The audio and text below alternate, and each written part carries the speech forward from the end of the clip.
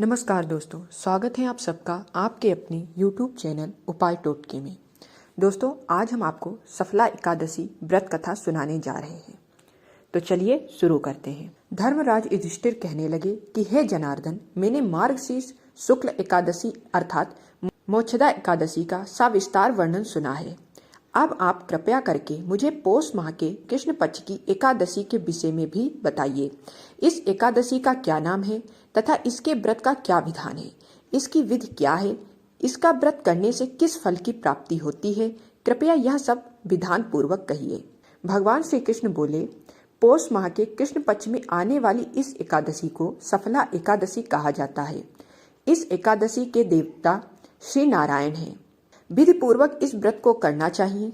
जिस प्रकार नागों में शेषनाग, पक्षियों में गरुण, सब ग्रहों में चंद्रमा, यज्ञों में अश्वमेघ और देवताओं में भगवान विष्णु श्रेष्ठ हैं, उसी तरह सब व्रतों में एकादशी का व्रत श्रेष्ठ है। जो मनुष्य सदैव एकादशी का व्रत करते हैं वे मुझे परम प्रिय हैं। इसका महत्व मैं तुमसे कहता हूँ, ध्यान पूर्वक सुनो। भगवान श्री कृष्ण कहने लगे कि धर्मराज, मैं तुम्हारे स्नेह के कारण तुमसे कहता हूँ कि एकादशी व्रत के अतिरिक्त मैं अधिक से अधिक दक्षिणा पाने वाले यज्ञ से भी प्रसन्न नहीं होता हूँ। अतः इसे अत्यंत भक्ति और श्रद्धा से युक्त होकर ही करना चाहिए। हे राजन, द्वादशी युक्त पौष कृष्ण एकादशी का महत्व तुम एकाग्रचित होकर सुनो। भगवान श्री कृष्ण कहने लगे, चंपावती नगरी में एक महिष्मान नामक का राजा राज्य करता था। उसके 4 पुत्र थे।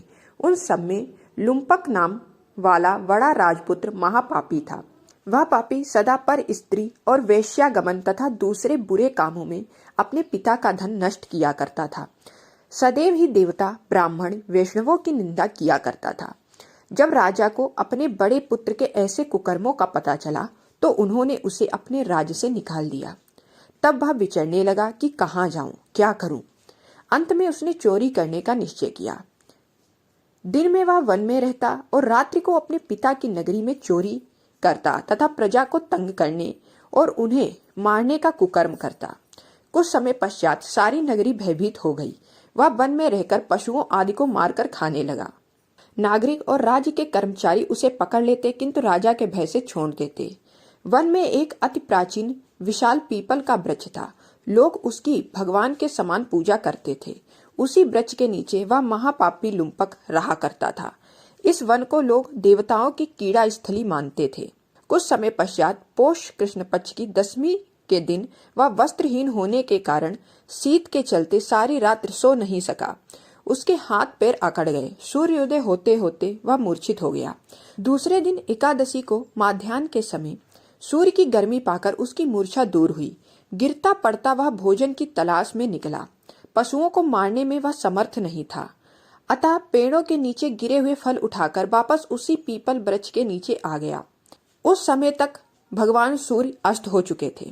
वृक्ष के नीचे फल को रखकर कहने लगा, हे भगवान, अब आपके ही अर्पण हैं ये फल, आप ही तृप्त हो जाइए। उस रात्रि को दुख के कारण उसको नींद भी नहीं आई। उसके इस उपवास और जागरण से भगवान अत्यंत प्रसन्न हो गए और उसके सारे पाप नष्ट हो गए। दूसरे दिन प्रातः एक अति सुंदर घोड़ा अनेक सुंदर वस्तुओं से सजा हुआ उसके सामने आकर खड़ा हो गया। उसी समय आकाशवाणी हुई कि हे राजपुत्र, श्री नारायण की कृपा से तेरे पाप नष्ट हो गए हैं। अब तू अपने पिता के पास जाकर राज्य प्राप्त कर। ऐसी वाणी सुनकर वह अत्यंत प्रसन्न हुआ और दिव्य वस्त्र धारण करके भगवान आपकी जय हो कहकर अपने पिता के पास गया। उसके पिता ने प्रसन्न होकर उसे समस्त राज्य का भार सौंप दिया और स्वयं वन के रास्ते चल लिए। अब लुम्पक शास्त्र अनुसार राज्य करने लगा। उसके स्त्री, पुत्र आदि सारा कुटुंब भगवान नारायण का परम भक्त हो गया। वृद्ध होने पर वह भी अपने पुत्र को राज्य का भार सौंपकर वन में तपस्या करने चला गया और अंत समय में वैकुंठ को प्राप्त हुआ। अतः जो मनुष्य इस परम पवित्र सफला एकादशी का व्रत करता है उसे अंत में मुक्ति मिलती है। जो नहीं करते वे पूंछ और सींगों से रहित पशुओं के समान हैं। इस सफला एकादशी के महत्व को पढ़ने से अथवा सुनने मात्र से मनुष्य को अश्वमेघ यज्ञ का फल मिलता है। इसलिए इस कथा को जरूर सुनना चाहिए। मिलते हैं हम आपसे अगले वीडियो में। तब तक के लिए जय श्री राम।